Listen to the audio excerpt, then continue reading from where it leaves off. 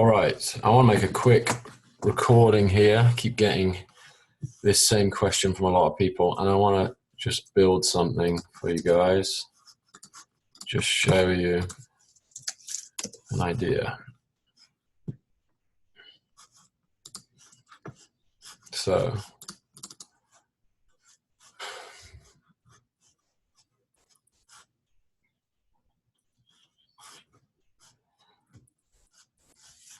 I keep getting this question about how do I get clients? And I just want to talk about a high-level concept that should help you think about that conundrum. So it's called breadth versus depth. And breadth versus depth can be illustrated with a diagram like this.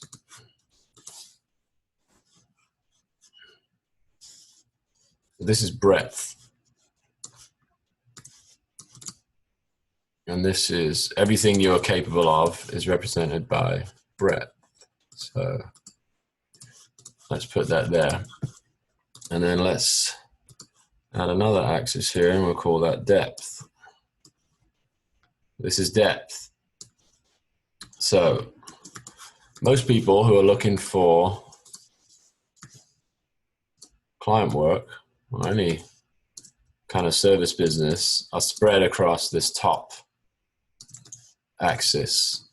So do a little bit of this, a little bit of that. They can do it for this kind of person or that kind of person or this kind of business or that kind of business. This is where the problem arises. So you have all of this capability.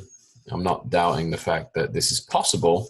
What I'm doubting is the fact that you can do this profitably and with a sane mind. So you ever heard the phrase spread too thin?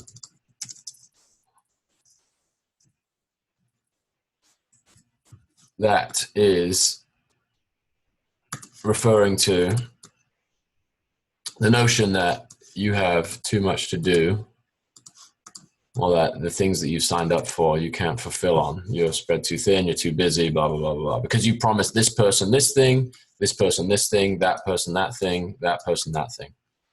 You're spread too thin, and eventually it breaks. You let someone down, you lose a client, you go insane.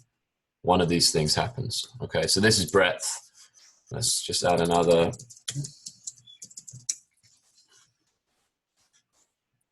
piece here to illustrate that. Breadth. So nothing wrong with it necessarily, but if you're trying to sell services, it's hard. Okay, breadth. And let's talk about depth.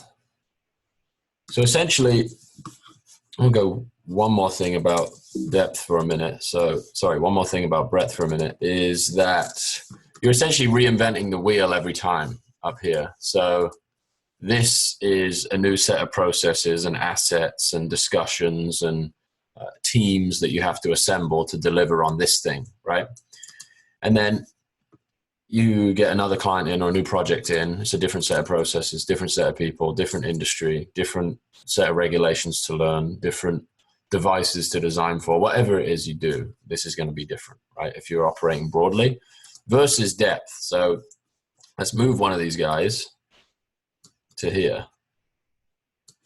And we say, okay, this is a specific market. This is a specific industry. This is a specific problem that you've already solved once. Okay. So then you can take this and pull from that process a certain amount of proven work, right? So your research, your interaction with that market, the language that you use to speak to that market, the solution that you ultimately build to solve the problem in that market, a lot of that is going to be reusable. So this is a foundation that you can build on. And then obviously there's going to be a portion of that that you can customize.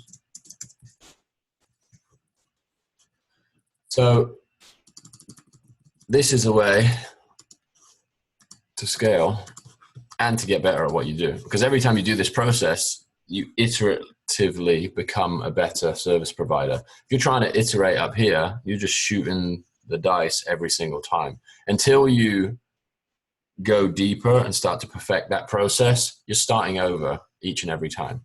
Whereas this gives you a much more scalable and predictable model, not only in bringing the right people in, but actually generating a result. So if you know you can do something, do it again.